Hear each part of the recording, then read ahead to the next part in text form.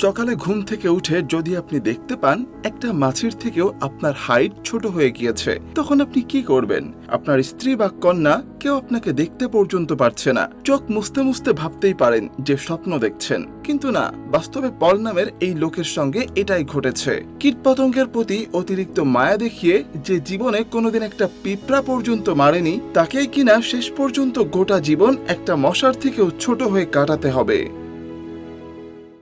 গল্পের শুরুতেই আমরা পল নামের এক ব্যক্তিকে দেখতে পাই যে তার স্ত্রী অ্যালিস এবং একমাত্র মেয়ে মিয়ার সাথে খুব সুখেই দিন কাটাচ্ছিল। তাদের বাড়িতে টোফু নামে একটি পোষা বিড়ালও আছে, তবে বিড়ালটি একটু বেশি জেদি আর আক্রমণাত্মক, মানে কাউকে দেখলেই খামচে দেয় আর কি। একদিন পল যখন নদীতে গোসল করছিল তখন সে লক্ষ্য করে তার মাথার উপর মেঘের মধ্যে পোর্টালের মতো অদ্ভুত কিছু একটা তৈরি হচ্ছে। এটা দেখে পলের মনে হয় যে এই বিশাল মহাবিশ্বের সামনে আমরা মানুষ আসলে কতই না ক্ষুদ্র। এরপর বাড়ি ফিরে পল দেখতে পায় তাদের বেসমেন্টে পানির পাইপে সমস্যা হয়েছে, তাই সে দ্রুত সেখানে গিয়ে মেরামতের কাজ শুরু করে। ওখানে তার মেয়ে মিয়াও তার সাথে খেলছিল। মিয়া তখন বলে যে বাবা, আমাদের অ্যাকুরিয়ামে মাত্র একটি মাছ আছে, তাই আরো মাছ আনা দরকার। কিন্তু পল তাকে বলে যে তাদের বিড়াল মানে টোফু আগে অনেক মাছ খেয়ে ফেলেছে, তাই আগে এই একটি মাছকে তাদের বাঁচাতে হবে। এরই মধ্যে মিয়া বেসমেন্টে একটি মাকড়সার জাল দেখে ভয় পেয়ে পলকে বলে ওটা ভেঙে ফেলতে আর মাকড়সাটিকেও মেরে ফেলতে, কিন্তু পল তাতে রাজি হয় না। পলের আসলে ছোট ছোট জীব যেমন মাকড়সা, ইঁদুর বা মাছির প্রতি এক ধরনের মায়া কাজ করে। তার মতে আকারে অনেক ছোট হয় এই জীবগুলো পৃথিবীকে একদম অন্য নজরে দেখে। সে সব সময় চেষ্টা করে যেন তার হাতে কোনো ক্ষুদ্র প্রাণ মারা না যায়। তাছাড়া একটা মাকড়সা থেকে তাদের আর কি বা ক্ষতি হবে, এই ভেবে পল সেটাকে ছেড়ে দেয়। পলের জীবনটা ছিল ভালোবাসায় ভরপুর। অ্যালিসি ছিল তার প্রথম প্রেম, আর মিয়ার জন্মের পর তাদের পরিবার যেন পূর্ণতা পায়। একটি সুখী জীবন হওয়ার কারণে পলের কাছে পৃথিবীর প্রতিটি সৃষ্টি খুবই প্রিয় ছিল। কিন্তু 5ই মে সকালে যখন পলের ঘুম ভাঙে তখন সবকিছু একটু অদ্ভুত লাগতে শুরু করে তার কাছে। সে খেয়াল করে বাথরুমের শাওয়ারটা আজ যেন একটু অনেক উঁচুতে, এমনকি যে শার্টগুলো তার একদম ফিট হতো সেগুলো আজ কিছুটা লম্বা লাগছে। প্রথমে সে এটাকে খুব একটা বেশি গুরুত্ব দেয় না, কিন্তু 2 দিন পর সব কাপড় যখন অস্বাভাবিক রকম বড় হতে থাকে তখন অ্যালিসা তাকে জিজ্ঞেস করে যে তুমি কি ওজন কমাচ্ছ? কিন্তু পল তো বুঝতে পারে না যে ওজন কমলেও সে তো খাটো হচ্ছে না, তাই কাপড় তো এত লম্বা হওয়ার কথা না, নিশ্চয়ই তার শরীরে কোনো সমস্যা হয়েছে। তাই সে দ্রুত ডাক্তারের কাছে যায়। ডাক্তার দেখিয়ে সব টেস্ট করার পর বাকি সব রিপোর্ট নরমাল এলেও দেখা যায় পলের উচ্চতা 176 সেন্টিমিটার, অথচ পল জানে সে 180 সেন্টিমিটার লম্বা। তার মানে এই কয়দিনে সে পুরো 4 সেন্টিমিটার ছোট হয়ে গেছে। ডাক্তারের কাছেও এর কোনো উত্তর ছিল না, তাই সে পলকে কিছুদিন অপেক্ষা করতে বলে। কিন্তু পল প্রতি মুহূর্তেই অনুভব করতে থাকে যে তার আকার ছোট হয়েই যাচ্ছে। অবস্থা এমন হয় যে তার হেলমেটও তার মাথায় আটকাচ্ছে না। দুশ্চিন্তায় পলের রাতের ঘুম হারাম হয়ে যায়। সে ভাবতে থাকে সেদিন আকাশে দেখা সেই অদ্ভুত মেঘের কারণেই কি তার সাথে এমনটা ঘটছে, সেই মহাজাগতিক বিষয়টাই কি এর পেছনে দায়ী। এর মাঝে 15 দিন কেটে যায়। 20 মে আসতে আসতেই বাথরুমে শাওয়ার পর্যন্ত পলের পুরো ধরাছোঁয়ার বাইরে চলে যায়। তার আঙ্গুলগুলো ছোট হয়ে যাওয়ায় বিয়ের আংটিও ওয়াশরুমে খুলে পড়ে যায়। সবকিছু এত দ্রুত ঘটছিল পল তো কিচ্ছু বুঝতে পারছিল না। ওয়াশরুম থেকে বের হওয়ার পর অ্যালিস অবাক হয়ে দেখে পল এখন তার চেয়েও ছোট হয়ে গেছে। এটা দেখে তো সে এবার অনেক দুশ্চিন্তায় পড়ে যায়। তাই তারা দুজনে মিলে এক বড় হাসপাতালে যায় যাতে এই রহস্যময় রোগের কারণ খুঁজে পায়। সেখানে পলের শরীরের প্রতিটি অংশ পরীক্ষা করা হয়। সব পরীক্ষা নিরীক্ষা শেষে ডাক্তাররা জানান যে পল নাকি একদম ঠিক আছে, শরীরের কোনো অঙ্গ নষ্ট হয়নি, বরং প্রতিটি অঙ্গ তার হাইটেকের সমানুপাতিক হারে ছোট হচ্ছে। এই অদ্ভুত অবস্থার কোনো ব্যাখ্যা ডাক্তারদের কাছেও ছিল না। এরপরে বেশ কয়েকদিন হাসপাতালে থাকার পর পল বুঝতে পারে মেডিকেল সায়েন্সের কাছে এর কোনো সমাধান নেই, বরং তারা তাকে নিয়ে আজব সব পরীক্ষা নিরীক্ষা শুরু করেছে। তাই একদিন সে হাসপাতাল থেকে পালিয়ে বাড়ি চলে আসে। সে ভাবে যদি তাকে ছোট হতেই হয় তবে বাকি সময়টা হাসপাতালের বদলে পরিবারের সাথে কাটাবে। কয়েক সপ্তাহের মধ্যে পলের আকার একটি পুতুলের সমান হয়ে যায়। অ্যালিস তো বিশ্বাসই করতে পারছিল না যে তার স্বামীর সাথে এসব কি হচ্ছে। তখন পল ডাক্তারের কাছেও যাচ্ছে না, তাই সাহায্যের সব পথ বন্ধ হয়ে যায়। এমনকি তাদের পোষা বিড়াল টোফুও এখন পলের জন্য বিপজ্জনক, কারণ সে পলকে শিকার ভেবে আক্রমণ করতে পারে। তাই অ্যালিস বিড়ালটিকে ঘরের বাইরে বের করে দেয়। পল ছোট হতে হতে এখন একটা মোবাইল ফোনের সমান হয়ে গেছে। একদিন সে দেখে কিছু লোক তাদের বাড়ি কিনতে এসেছে, তাই সে চট করে লুকিয়ে পড়ে। সে খুব রেগে যায় কারণ অ্যালিস তার অমতে বাড়িটি বিক্রি করতে চাইছে। লোকগুলো যাওয়ার পর পল অ্যালিসের উপর চিৎকার করে ওঠে আর বলে যে এই বাড়ির সাথে আমাদের অনেক স্মৃতি জড়িয়ে আছে, তুমি এটা কিভাবে বিক্রি করতে পারো? তখন অ্যালিস তাকে মনে মনে করিয়ে দেয় যে পলের এই অবস্থার কারণে কয়েক মাস ধরে তার চাকরি নেই এবং তাদের হাতে আর কোনো টাকাও নেই। মেয়ে আর নিজের খরচ চালাতে তাকে এখন এই বাড়িটা বিক্রি করতেই হবে। পল জেদ ধরে বলে সে আগের মতো হওয়ার কোনো উপায় ঠিক খুঁজে বের করবে, কিন্তু অ্যালিস অসহায় হয়ে চিৎকার করে বলে যে তুমি কি বুঝতে পারছো না নাকি বুঝতে চাইছো না যে তুমি আর আগের মতো হতে পারবে না, বরং একসময় ছোট হতে হতে একদম গায়েব হয়ে যাবে। এই তর্কের মাঝেই পলের আকার আরো কমে যায়। অন্যদিকে ছোট্ট মেয়ার কাছেও তার বাবাকে এখন খুবই অদ্ভুত আর অচেনা মনে হতে থাকে। পরের কয়েকদিন পল তার মেয়েকে খুশি করার জন্য মিয়ার ডল হাউসেই থাকতে শুরু করে। আসলে মিয়া এখন ভয়ে খুব একটা তার কাছে আসে না, তাই পল ভাবছিল মেয়ে না হয় তাকে এখন পুতুল মনে করে তার সাথে একটু খেলুক, অন্তত এই উছিলায় মেয়ের সাথে কিছুটা সময় অন্তত কাটানো যাবে। কিন্তু পল লক্ষ্য করে ছোট হওয়ার কারণে স্বাভাবিক মানুষের গলার আওয়াজ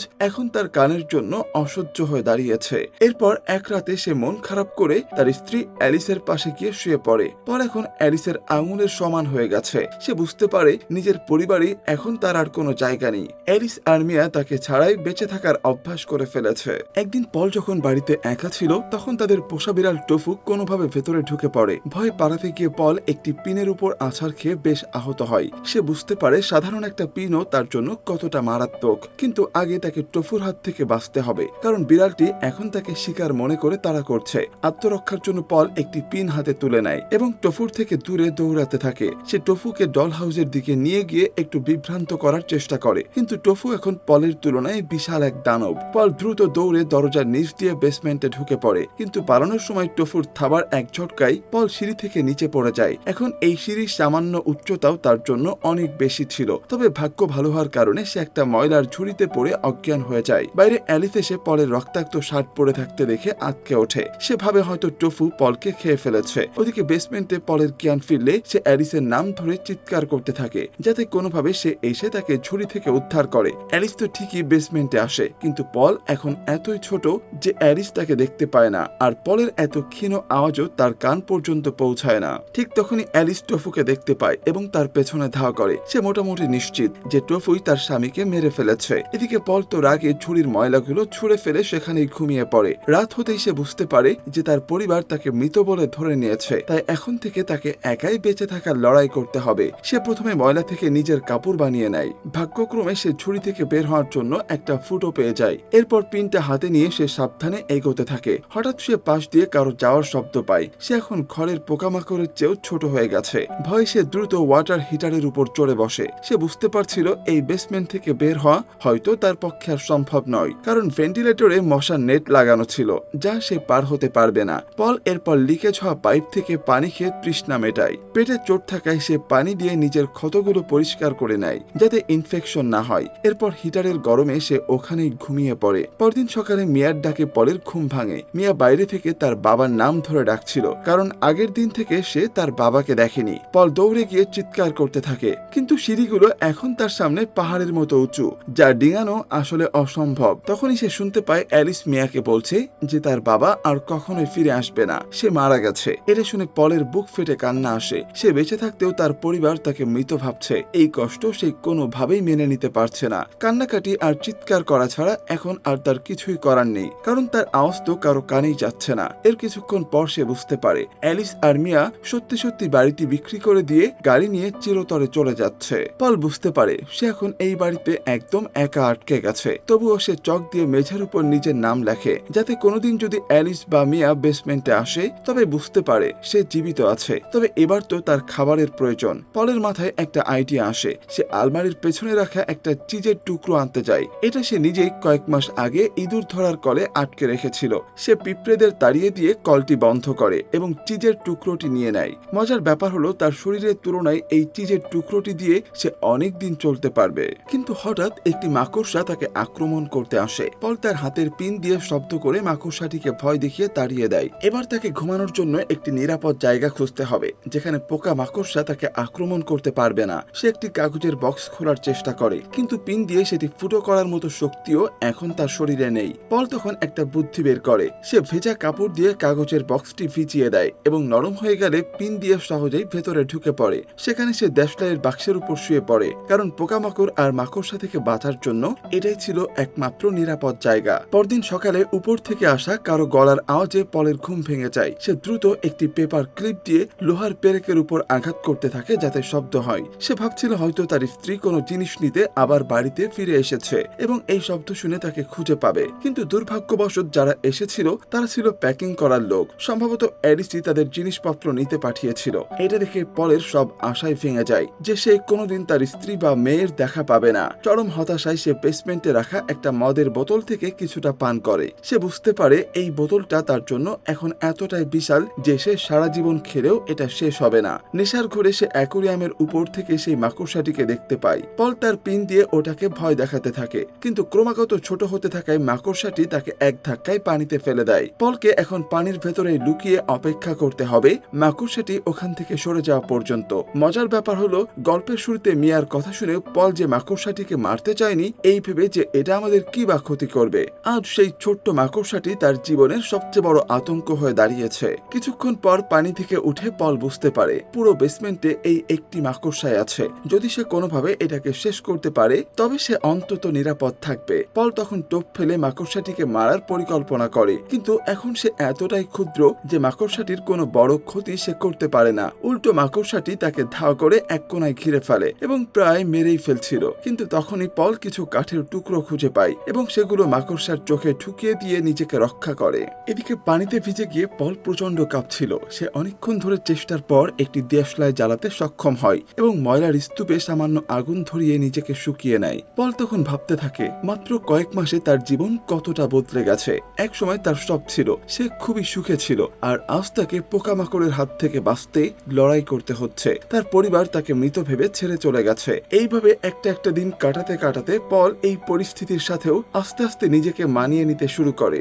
এরপর বেশ অনেক দিন কেটে যায়। একদিন এক লোক ওই বেসমেন্টে আসে। লোকটাকে দেখেই তো পল অনেক খুশি হয়ে যায়, তাই সঙ্গে সঙ্গে চিৎকার করে তার দৃষ্টি আকর্ষণের চেষ্টা করে। কিন্তু এখন সে এতটাই ছোট যে ওই লোকের পায়ের শব্দই পলের কানে বাজ পড়ার মতো মনে হচ্ছিল। তার এই ক্ষীণ চিৎকার লোকটার কানে পৌঁছানো অসম্ভব ছিল। পল তখন আড়াল থেকে দেখে যে ওই লোকটা কেবল অ্যাকোরিয়ামের শেষ মাছটিকে নিতে এসেছে, অর্থাৎ এখন তার শেষ সঙ্গীটিও তাকে ছেড়ে চলে গেল। পল এই বেসমেন্টে এখন পুরোপুরি একা। এর কয়েকদিন পর পলের আকার এতই কমে যায় যে একটি মশা পর্যন্ত তার কাছে দানবের মতো মনে হতে থাকে। তখনই সে খেয়াল করে এখন সে ভেন্টিলেটরের জালের ফুটো দিয়ে বাইরে বের হতে পারবে, কিন্তু তার জন্য তাকে অনেক উঁচুতে উঠতে হবে।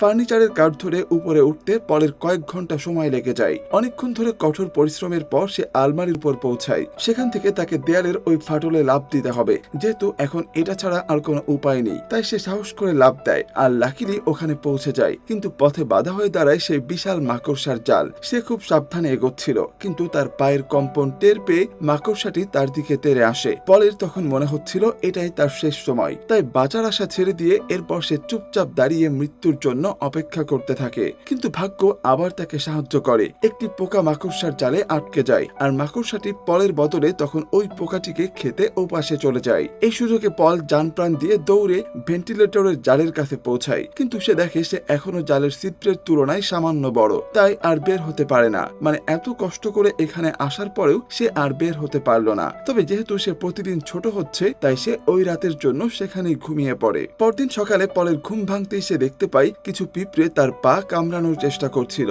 ঠিক তখনই সেই মাকড়সাটি সেখানে চলে আসে এবং পিঁপড়েদের মারতে শুরু করে। পল লক্ষ্য করে সে এখন আরো ছোট হয়ে গেছে এবং সহজেই জালের ছিদ্র দিয়ে চলে যেতে পারবে। অবশেষে মাকড়সার হাত থেকে বেঁচে সে বাইরের পৃথিবীতে বেরিয়ে আসে। কিন্তু ভেতরে থাকা মাকড়সাটির দিকে তাকিয়ে এক মুহূর্তের জন্য পলের মনে হয় যে মাকড়সাটিও কি এখন তার মতো একা হয়ে গেল। এরপরে বাইরে ঘাসের উপর নেমে পল হাঁটতে শুরু করে।